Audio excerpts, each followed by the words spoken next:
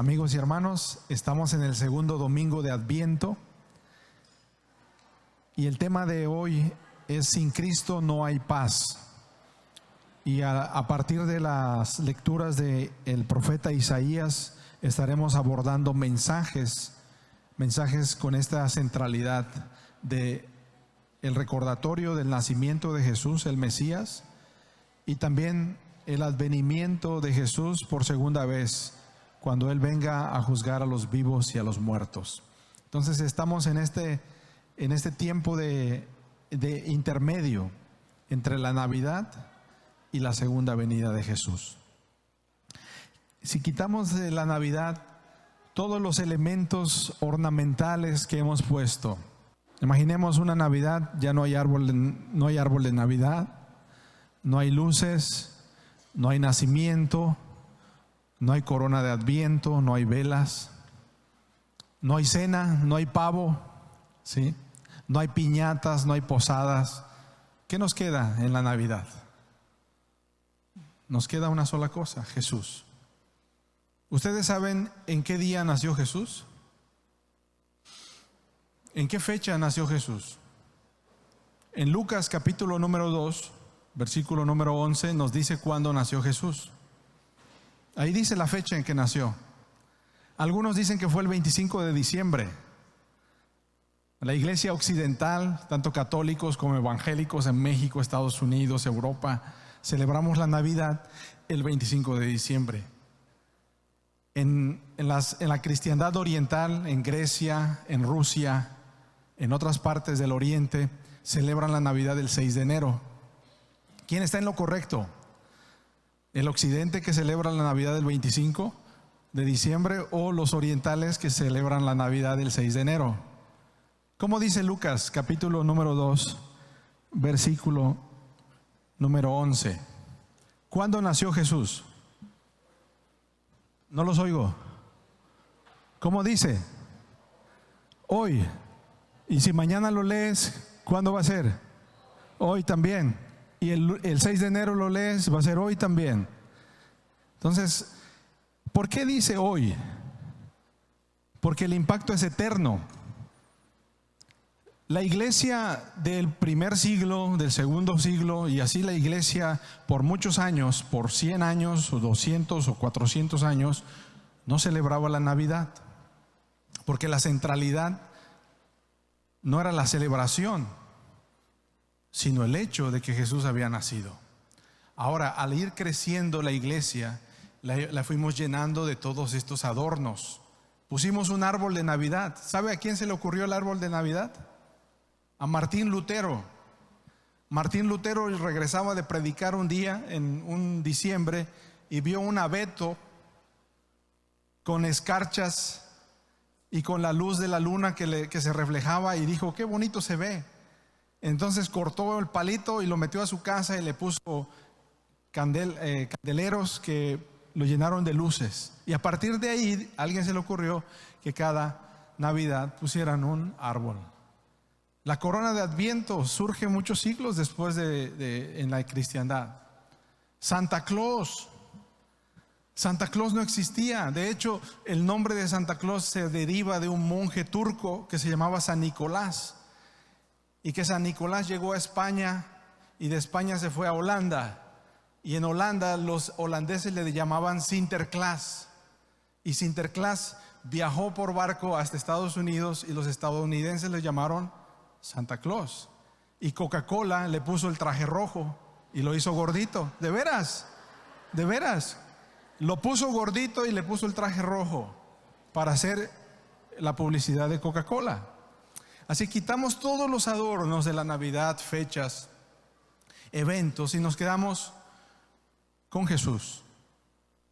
Así que si tú celebras o no celebras la Navidad, si tú tienes pavo, si tú tienes pierna al horno, si tú no tienes nada de eso, pero si tienes a Jesús, hoy ha nacido en la ciudad de David un Salvador, que es Cristo el Señor. O sea que vamos a quitar todo lo irrelevante y nos vamos a quedar con lo relevante de la Navidad. Y la primera Navidad, amigos, no es en Belén de Judea. en el año 0 o en el año 4 antes de Cristo. La primera Navidad es 750 años antes, con el profeta Isaías. Isaías significa Dios salva, y se le llama el profeta evangélico porque habla del evangelio continuamente. Tiene más de 80 profecías del Mesías. O sea, fíjese, 750 años antes, más de 80 profecías acerca del nacimiento de Jesús, acerca del ministerio de Jesús. El primer árbol de Navidad fue un tronco viejo. No fue un palito como este que tenemos muy bonito gracias al ministerio de comunión que nos hace viajar al Polo Norte. El primer árbol de Navidad fue un tronco viejo. Isaías capítulo 11 versículo 1. Si de un tronco viejo sale un retoño, también de la familia de David saldrá un nuevo rey. ¿De qué estamos hablando? ¿De qué está hablando el profeta Isaías 750 años antes de que Jesús naciera? Miren, imagínense que hay un bosque como los que hay en Indonesia, en Sumatra o en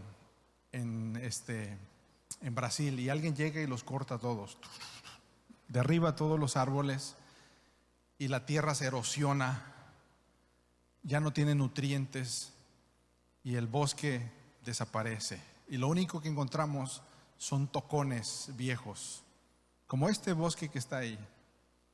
La tierra árida perdió su poder para regenerarse porque los árboles ya no están. La Biblia nos habla de que la familia de David era como la vid verdadera, como una planta de uvas, como un viñedo. Y Dios pone una raíz, una planta, para que ese viñedo alcance todas las naciones y todas las naciones extiendan su mano y puedan comer del fruto de esa vid. ¿Se acuerdan que Jesús dijo en Juan capítulo 15, yo soy la vid verdadera? ¿Se acuerdan de eso? Yo soy la vid verdadera. Porque hubieron vides falsas, porque falsas que eran, se murieron. Ocurre que con la familia de David, regresamos un poco a la historia, en el libro de Ruth encontramos que la familia de David, antes de que David naciera, viene de una mujer llamada Noemí. Noemí con su esposo viven en un lugar que se llama Belén. Belén significa la casa del pan. Betlehem, la casa del pan. Entonces se supone que en Betlehem hay pan, o es una tierra fértil que produce mucho trigo, pero ocurre que en el tiempo de Noemí no hay trigo, y entonces Elimelech, Noemí se van con sus hijos a un país que se llama Moab. Allí en Moab Elimelech se muere, Noemí queda viuda y tiene dos hijos, Mahlón y Kelión. Mahlón era tan malón que se murió de enfermo. De verdad, era muy, Mahlón significa que estaba muy enclenque, no tenía muchas defensas y se muere. Y quedan viuda ella y en viuda Ruth y Orfa. Entonces ocurre que hay un tema recurrente en la Biblia desde Génesis capítulo 3. La descendencia de la mujer. Fíjese, desde el Génesis hay un tema teológico que se llama la descendencia o la simiente.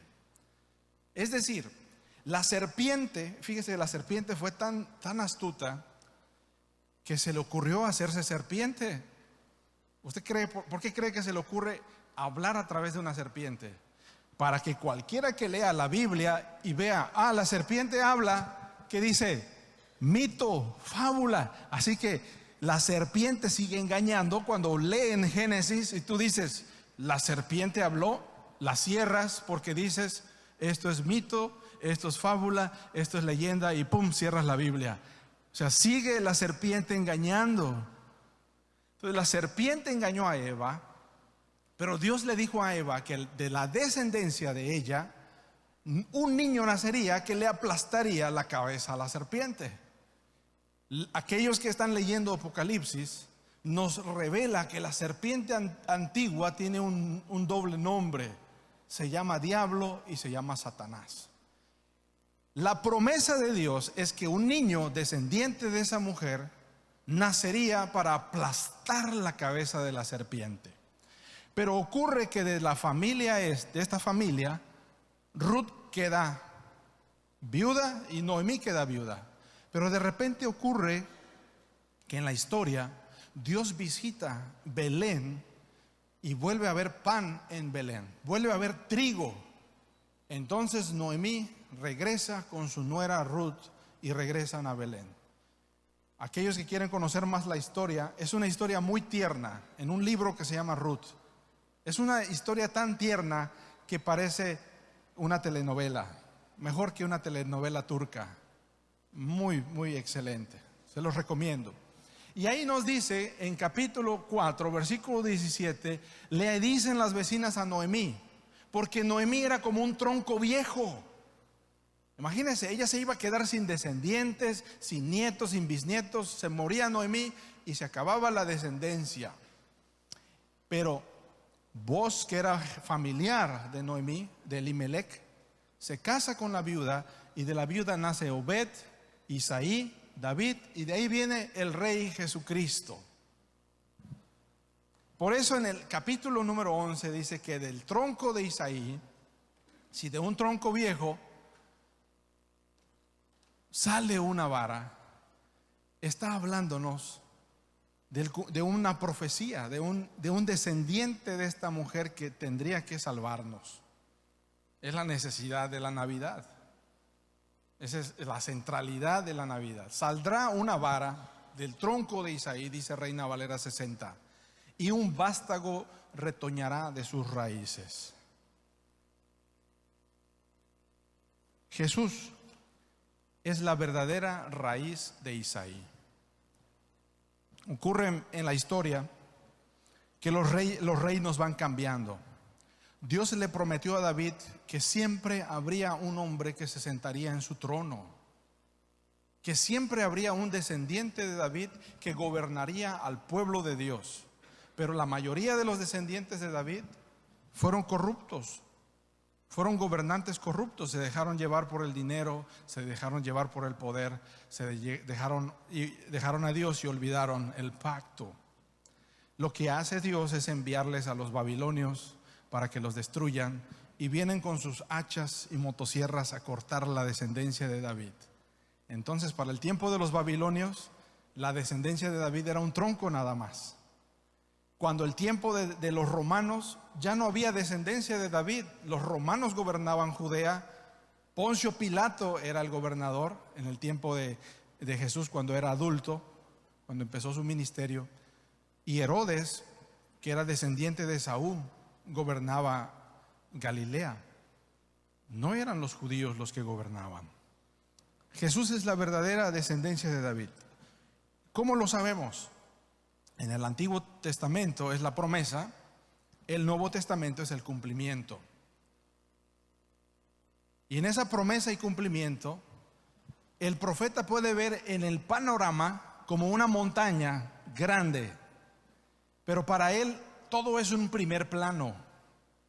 Se le llama perspectiva profética.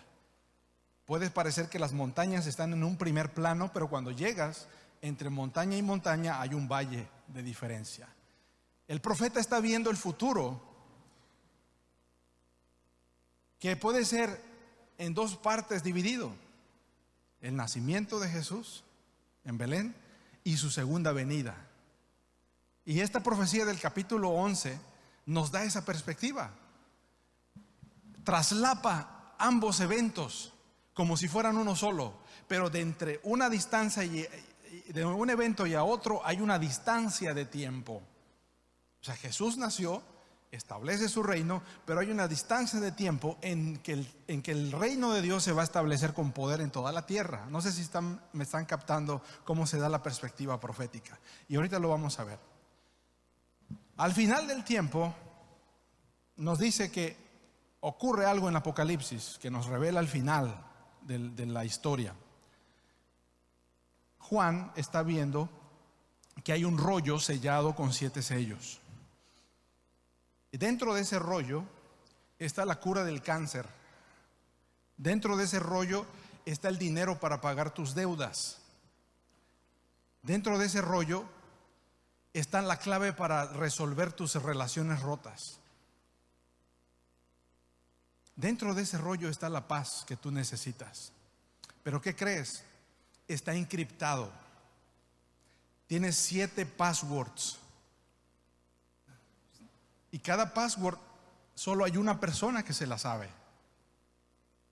Y dice Juan que cuando ve el rollo, dice que lloraba mucho porque no había alguien que pudiera abrir el libro y romper sus sellos.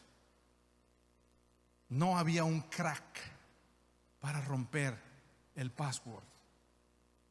Y se le acerca a un anciano y le dice: no llores, el león de la tribu de Judá ha vencido. Y nos dice que ¿quién más? Es la raíz de David.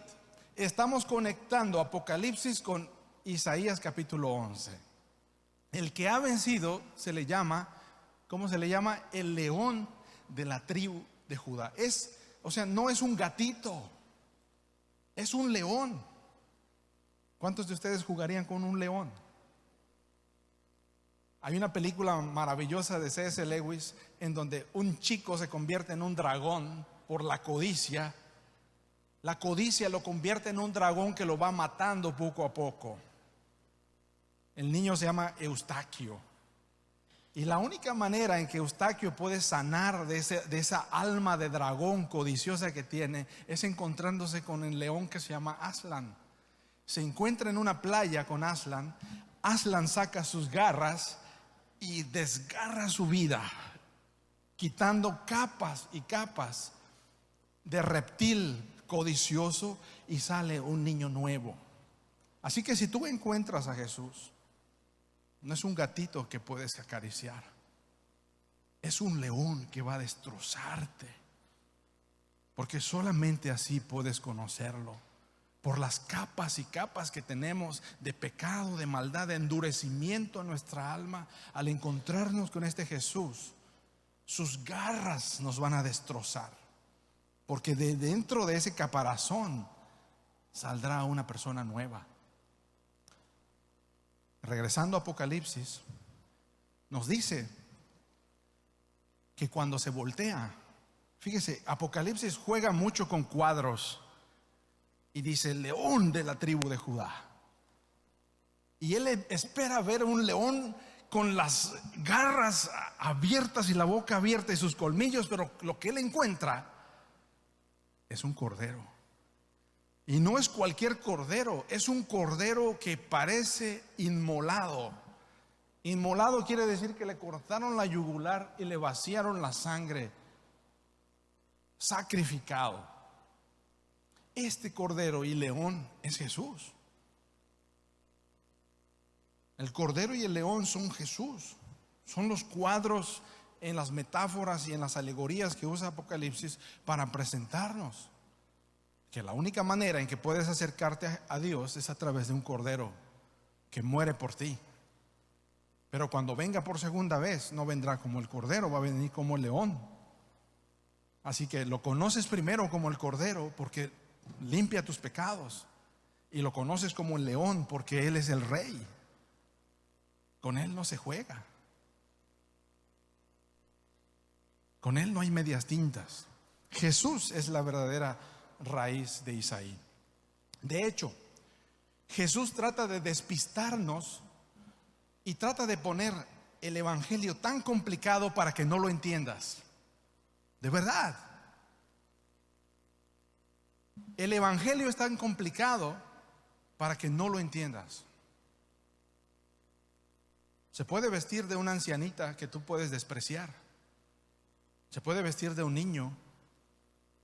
Se puede vestir de un esposo, de una esposa, y que tú me desprecias. De esa manera se viste Jesús, para que lo desprecies y al final de cuentas te juzgue. Sí, pero ¿por qué? ¿Pero por qué si lo que Él quiere es que nos salvemos? Pues la verdad Lo que Él quiere es que te arrepientas. Y lo quiere hacer complicado. A ver, ustedes buscan un trabajo y por más complicado que sea, lo buscas. Ustedes quieren pasar un examen, pasar una entrevista, y por más complicada que sea, ustedes lo logran. ¿Por qué la salvación tiene que ser tan fácil? Tú quieres ascender en un puesto, pues lo buscas. Tú ves a una muchacha bonita y yo quiero a esa muchacha. Le haces lo imposible por conquistarla. ¿Y por qué tendría que ser fácil conocer a Dios? A ver, vente, papito, todo está peladito en la boca. No, es complicado. Para que tú digas, lo más importante es Jesús y no importa lo demás, yo me deshago de ello porque yo quiero ese tesoro. Yo lo quiero. Si eres capaz de dejar todo por lo que es malvado, por emborracharte, por drogarte, por tener sexo de manera ilegal, eres capaz de todo, ¿por qué no serás capaz de todo dejando todo lo que te está destruyendo por encontrar a Jesús? Y Jesús se viste de un bebé y nace en Belén y los despista, y después cuando regresa, no regresa a Belén, regresa a Nazaret, porque todos los eruditos van a buscar Belén, pero en Belén no va a estar en Nazaret.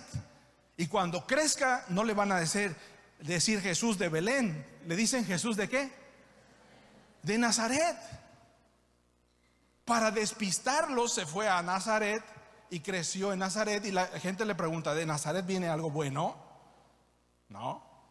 ¿Del Reina viene algo bueno? ¿De Acapulco viene algo bueno? Pues nos despista, y los despistó. ¿Sabe por qué se le llamaría nazareno?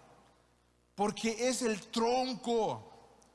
La palabra netzer, nazareno, es el tronco. De la raíz sale un tronco, un retoño, y se le llamaría Jesús el retoño. ¿Ya lo captaron? ¿Ya van viendo cómo se van uniendo las piezas? ¿Sí? ¿Ya vas viendo cómo Dios va escondiendo las cosas para que las busques? Si puedes buscar tesoros, dinero, trabajo, posición, ¿por qué no lo buscas a Él? ¿Por qué no das todo por Él? En esa búsqueda encontramos la promesa. Versículo 2: el Espíritu de Dios está sobre Él, estará sobre Él, y le dará sabiduría, inteligencia, prudencia. En el capítulo 4 de Lucas se cumple. Jesús llega a su propio pueblo, entra a la sinagoga, abre el rollo del profeta Isaías y está leyendo Isaías y dice: el Espíritu de Dios está sobre mí. Y lo ven, Él es el carpintero, Él es el constructor, el albañil. Ve sus manos cómo están, marcadas por el martillo, los clavos, la sierra, por las rocas. Jesús está en Nazaret y Él les dice: aquí se cumplió esta escritura. ¿Y qué crees que hicieron con Jesús? Lo agarraron y lo echaron fuera del pueblo. No le creyeron porque los despistó. Lo puso difícil para que lo encontraran. No le creyeron. Promesa y cumplimiento. El centro del ministerio de Jesús es deleitarse en Dios. Piensen en esto. Primer milagro que Jesús hace es una boda, y en esa boda se les acabó el vino, ¿verdad? Jesús convierte el agua en vino. ¿Se acuerdan? Sí, lo han leído en el Evangelio de Juan. Los discípulos vieron cómo Jesús convirtió el agua en vino. Los discípulos vieron cómo Jesús caminó sobre el agua. Los discípulos vieron cómo Jesús multiplicó los panes, los peces, cómo sanó a los leprosos y cómo resucitó a los muertos. Pero los discípulos son aquellas raras personas que han estado buscando la paz y no la han encontrado. Han buscado en un trabajo, les ha ido bien en el trabajo y dicen: algo más hay de este trabajo. Ve a los pescadores, no les iba mal. Dice que era una sociedad cooperativa de pescadores. No les iba mal. Tenían su futuro asegurado, podían pensionarse bien y vivir viejitos y morirse sin ningún problema. sociedad de pescadores. Mateo le iba bien, tenía toda la caseta de peaje, estaba a su disposición. Y ellos se preguntaban, ¿hay algo más? ¿Hay algo más? Es la carrera del hámster. ¿Cuántos de ustedes han tenido un hámster en su casa? Se mete en la jaula y en la jaula está dando vueltas. ¿Y a dónde llegó? Así es nuestra vida sin Cristo. Te vas a correr, te vas a trabajar, te pagan tu quincena, te pagan tu aguinaldo y sigues hasta que te mueres y te caes. Se acabó tu vida. ¿Hay paz? Ellos dijeron, algo me falta. Jesús convirtió el agua en vino, resucitó a los muertos, caminó sobre el agua, multiplicó los panes, limpió a los leprosos. Y los discípulos se acercan a Jesús. Y ustedes oyen que los discípulos le dicen, Jesús, enséñanos a convertir el agua en vino. Jesús, enséñanos a caminar sobre el mar. Jesús, enséñanos a sanar a los leprosos. Así dice el Evangelio. Ustedes ven a los discípulos preguntándole a Jesús que les enseñe cómo sanar a los muertos o resucitar a los muertos. ¿No? ¿Qué es lo que le dicen los discípulos a Jesús? Jesús, enséñanos a... ¿Cómo? Yo le preguntaría, Señor, enséñame a convertir el plomo en oro. Enséñame a tener mucho dinero en mi bolsillo. Pero ¿cómo me vas a enseñar a orar? ¿Por qué, hermanos? Porque estos hombres que ya se habían sentido vacíos en su alma, como ustedes y como yo, vieron que todos esos beneficios, ese nombre, ese título, eran vanos. Que un día se iban a morir y se dieron cuenta que Jesús se levantaba temprano. ¿Y a dónde iba? Iba a orar. Jesús se levantaba temprano y luego Jesús se iba toda la noche y se iba toda la noche a ver el maratón de Netflix. ¿Así le hacía Jesús? ¿Ver toda la noche Netflix? ¿A dónde iba Jesús en la noche? Iba a orar. Pero ¿cómo si Él es la segunda persona de la Trinidad? Él no necesita orar. Él es Dios mismo. Pero ¿qué, amigos, nos está enseñando Jesús? Que aún siendo hijo, Él tuvo que aprender obediencia. Y la obediencia viene a través de una comunión íntima con Dios. Se llama paz lo que estamos buscando. No estás buscando éxito. No estás buscando que te vaya bien en tus relaciones interpersonales, que tengas éxito en tu trabajo o salud. Lo que necesitas es paz. Eso es lo que necesitamos. Y tratamos de engañarnos llenándonos con sustancias, con relaciones, con personas, con un romance, tratando de llenar ese vacío que solo se llena con la paz que Dios puede dar. Búscalo. Búscalo.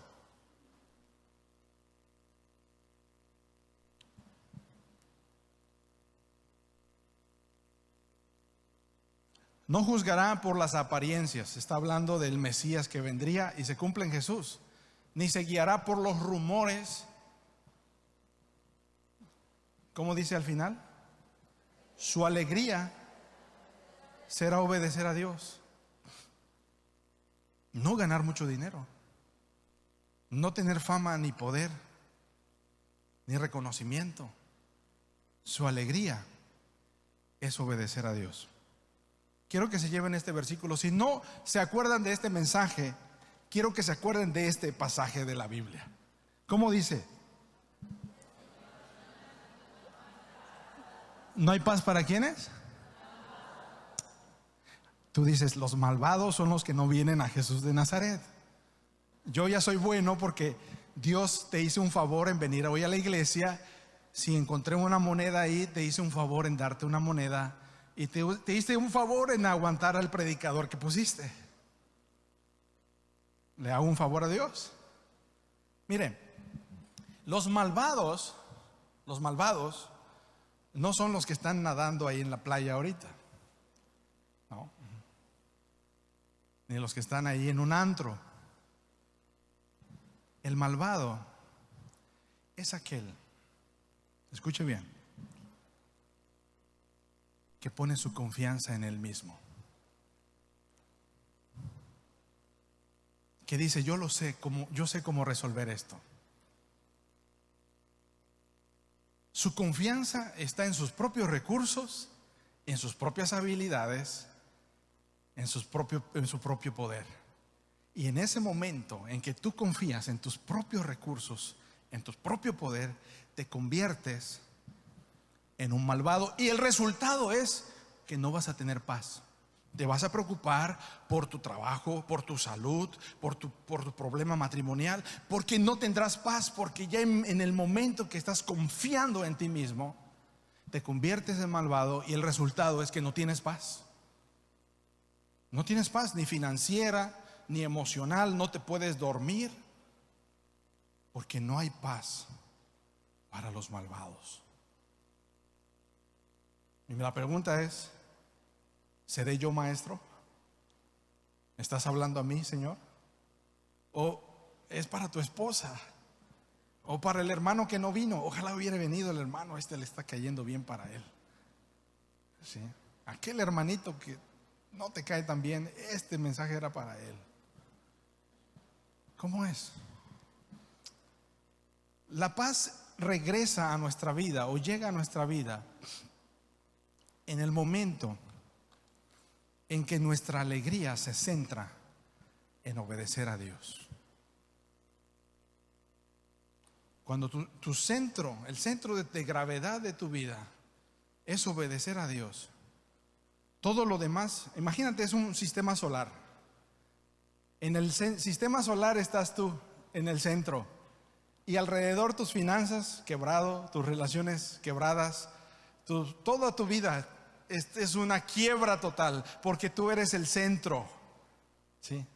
Yo soy el centro del universo. Ya llegué. En el momento de que el centro del universo, de tu sistema solar, se desplaza y Cristo viene a tomar el centro, ¿qué crees que va a pasar con los planetas de tus finanzas, de tus relaciones, de tu salud, todo lo que está alrededor de ti? ¿Te vas a preocupar por ellas? No, porque Jesús, al ser el centro del sistema solar de tu vida, todo se va a alinear, porque Él lo va a hacer. Pero mientras tú lo tomas en control, no hay paz, porque estás tapando un hoyo aquí, descobijando otro por acá, y estás arreglando por allá como un plomero, etcétera, y todo sale mal. No hay paz para los malos. ¿Cómo regreso a esa paz? Desplazándome de ese centro y decirle al Señor Jesús: sé tú el centro de mi universo, porque mi alegría va a ser obedecerte. Ese va a ser mi deleite más grande. Mi deleite no va a ser los placeres sexuales, las drogas, el alcohol, el tener mucho dinero, el tener muchos viajes, el tener reconocimiento. Mi deleite más grande va a ser obedecer a Dios. Pruébenlo. Pruébenlo de veras. Pruébalo por un día y vas a querer más al otro día, porque tu deleite es obedecer a Dios. Miren, cuando llega el Señor a instaurar ese reino de paz, el profeta está viendo un panorama del futuro glorioso, de un Edén restaurado, lo que Adán y Eva perdieron. Y nos describe que cuando llegue ese día, el lobo y el cordero se llevarán bien. El tigre y el cabrito descansarán juntos. El ternero y el león crecerán uno junto al otro y se dejarán guiar por un niño pequeño. Tú dices, esto todavía no ha ocurrido. Va a venir hasta que Jesús instaure el Edén de nuevo, el cielo nuevo y la tierra nueva. Amigos, déjenme decirles que el cielo nuevo y la tierra nueva no están todavía, pero la gente nueva ya está aquí. Voltéense a ver. Voltéense a ver, es la gente nueva. El que está en Cristo es una nueva creación. Lo viejo pasó he aquí todo ha sido hecho nuevo. El Señor Jesús, tomando el control, nos ayuda a reconciliarnos con nuestro prójimo. Sí o no, las relaciones humanas son complicadas. Somos complicados. ¿Qué decimos? Tiene un carácter muy especial, ¿verdad? Es que tiene un carácter muy especial. Hay que tratarlo con pincitas, ¿verdad? Pero cuando nosotros encontramos el centro en Jesucristo, ocurre esto, miren. La vaca y la osa serán amigas, sus crías descansarán juntas, y el león y el buey comerán pasto juntos. El niño jugará con la serpiente y meterá la mano en su nido. Yo he visto un pedazo del cielo. ¿Y sabe dónde lo he visto? Aquí. Aquí. Por naturaleza seríamos enemigos en la calle, pero aquí adentro, en esta nueva comunidad que Dios está creando, hay reconciliación. Dios toma a un lobo, un sicario, un asesino, y lo trae a su presencia. Dios toma a una persona muy delicada, honesta, trabajadora, y la trae a su presencia. Los dos eran pecadores, los dos se iban a ir al infierno. Aquel, siendo delicado y honesto, se iba a ir al infierno porque no tenía a Jesús. Y aquel asesino, sicario, cobrador de pisos, iba a ir al infierno también. ¿Sí? Y los dos los trae en su presencia. Dios me dio el permiso de ser pastor en Indonesia, en una comunidad donde había iraníes, afganos, norteamericanos, malasios, indonesios, singapurenses, y era un pedacito de cielo. Los afganos y los norteamericanos se matan a balazos. Los iraníes no pueden ver gringos porque los van a matar, le van a poner bombas. Pero ahí en nuestra iglesia cantábamos juntos. Éramos parte de ese pedazo del cielo, esa anticipación del cielo en ese lugar, en donde el carácter que decimos era muy especial. Aquel lobo, aquel león, leopardo, lo ves por fuera malvado, pero tiene un corazón tierno como un niño. Mi papá mide 1,80 como yo, pesa 120 kilos, tiene cara de mal encarado. Mi cuñado decía: yo veo a tu papá y le tiro la cartera. Es un hombre que canta alabanzas a Cristo. Dios lo salvó de ser un marihuano, mujeriego, un drogadicto, de la cárcel. Ahora canta alabanzas en la iglesia. El lobo y el cordero morando juntos. La reconciliación que hace Dios. Va a llegar ese momento en donde se cumpla al 100% esta profecía, sí, pero en la perspectiva profética es el cumplimiento primero, en la anticipación en la iglesia como comunidad mesiánica, y al cumplimiento final cuando Jesús instaure el cielo nuevo y la tierra nueva. No sé si me explico en este aspecto. ¿Estamos bien? Ya estamos terminando. Y la última parte, lo más importante, el aspecto de la reconciliación, de la paz, se resume en la cruz de Cristo, porque de manera horizontal nos pone en paz y en reconciliación con nuestro prójimo, y de manera vertical nos pone en paz y reconciliación con Dios. Así que tenemos la cruz de Cristo ahí, de manera horizontal y de manera vertical. Y no solamente decimos: es que yo amo a Dios, pero a mi prójimo no lo amo. ¿Sí? O yo amo a mi prójimo, pero no amo a Dios. La cruz de Cristo se marca de manera horizontal y vertical. Y el final termina este pasaje. Dice: en la Jerusalén de aquel día no habrá nadie que haga daño, porque todos, ¿qué va a pasar con todos? Conocerán a Dios. Y ese conocimiento llenará todo el país, como el agua llena el mar. ¿Para qué Dios te trajo aquí a esta iglesia, Jesús de Nazaret? Para que lo conozcas. Para que lo conozcas. Todos conocerán a Dios. Y el conocimiento de Dios es como el agua que cubre el mar. Amigos, Dios nos ha regalado una bahía preciosa. A las 6 de la mañana puedes ir nadar a esa bahía y sumergirte. Arriba tendrás agua, por abajo te está rodeando el agua que cubre el mar. Esa agua te sepulta porque tienes que morir para poder experimentar la paz. La única manera en que tú conoces es que tú rompes ese pacto que tienes contigo mismo, con tu ego, y le dices: Dios, me rindo, ya no puedo. Porque así es la paz, ¿no? La paz es que viene uno más poderoso, aquí decimos uno más picudo, ¿verdad? Y tú dices: yo no puedo, me rindo, porque Él es más poderoso que yo. ¿Quieres probarlo, que es más poderoso que tú? ¿No? ¿O quieres rendirte? ¿Quieres rendirte? ¿Quieres rendirte? Ríndete. Es la única manera de experimentar paz, que te rindes y le dices: tú eres más poderoso que yo. Sin Cristo no hay paz. Póngase de pie.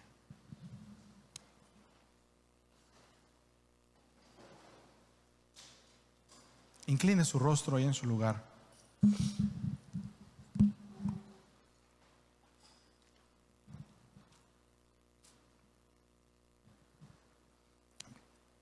Y dile: Señor, Padre, me rindo a ti. Eres más poderoso que yo, me has seducido. Tu amor es extravagante, se desborda. Tienes unas ideas sorprendentes. ¿A quién se le ocurriría nacer en un pesebre? ¿A quién se le ocurriría caminar en esta tierra como tú lo hiciste? ¿A quién se le ocurriría convertir el agua en vino como tú lo hiciste? Pero lo más importante, ¿a quién se le ocurriría orar de noche, de madrugada, a buscar el rostro de su Padre? Solo a ti. Me rindo, Señor. Dile al Señor que te rindes. ¿Y sabes qué va a ocurrir? Él te va a tomar la palabra y lo vas a ver. Lo vas a ver. Dile: me rindo, Dios. No hay paz para los malos, dice tu palabra. Ya no quiero ser ese malvado que confía en sus propias fuerzas. Oh, gloria, gloria.